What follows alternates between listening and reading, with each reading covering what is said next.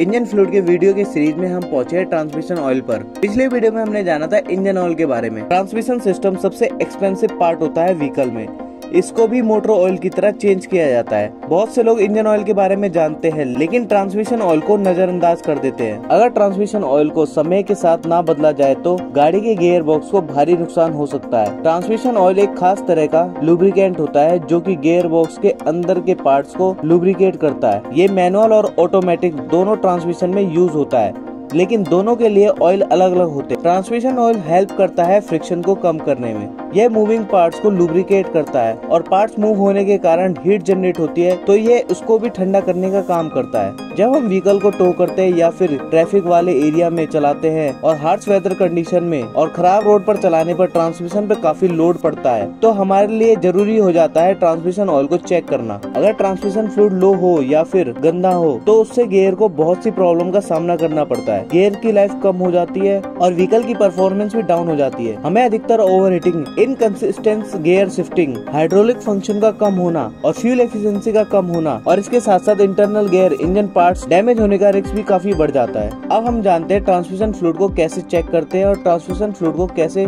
Change करा जाता है। ट्रांसमिशन ऑयल को चेंज करना काफी सिंपल होता है। स्टेप बाय स्टेप इसको समझते हैं। सबसे पहले हम ट्रांसमिशन फ्लूइड को जानते हैं कि कौन सा ट्रांसमिशन फ्लूइड हमें यूज करना है। ट्रांसमिशन फ्लूइड को हमेशा कार मैनुअल के हिसाब से चूज करना चाहिए। पहले हम जैक की मदद से जरूरत के हिसाब से कार को लिफ्ट करना पड़ेगा। फिर हम ट्रांसमिशन फ्लूइड के पैन को स्क्रू से खोलेंगे। फिर ट्रांसमिशन फ्लूइड को किसी कंटेनर में इकट्ठा कर लेंगे और हमें फ्लूइड के कलर को देखना है। अगर वह काला होता है तो उसे चेंज करना पड़ेगा। फिर हम पैन को खोलकर अच्छे से साफ करेंगे। साफ करने के बाद पैन को अच्छे से लगाने के बाद फिर से हम ट्रांसमिशन फ्लूइड को रिफिल करेंगे। फिर से चेक करेंगे कि ऑयल का लेवल कितना है। अगर ऑयल का लेवल लो होता है तो ऑयल को और ऐड करने की जरूरत है। ट्रांसमिशन फ्लूइड को चेंज करना इंटरवल के हिसाब से जरूरी होता है, क्योंकि इसमें पार्टिकल और डस्ट इकट्ठे होने लगते हैं, जिससे कि ऑयल की इफेक्टिवनेस कम हो जाती है, चाहे ये मैनुअल हो या फिर ऑटोमेटिक हो। इंटरवल के हिसाब से ऑयल को चेंज करना जरूरी होता है। अगर हम ट्रांसमिशन फ्लूइड को चेंज ना करें तो ट्रांसमिशन सिस्टम जल्दी फेल हो जाएगा और इसको रिपेयर करना भी काफी कॉस्टली होता है पूरे इंजन में। ट्रांसमिशन फ्लूइड को 48,000 से लेकर 95,000 किलोमीटर के बीच में चेंज कर देना चाहिए अगर मैनुअल ट्रांसमिशन होता है तो, और 95,000 से लेके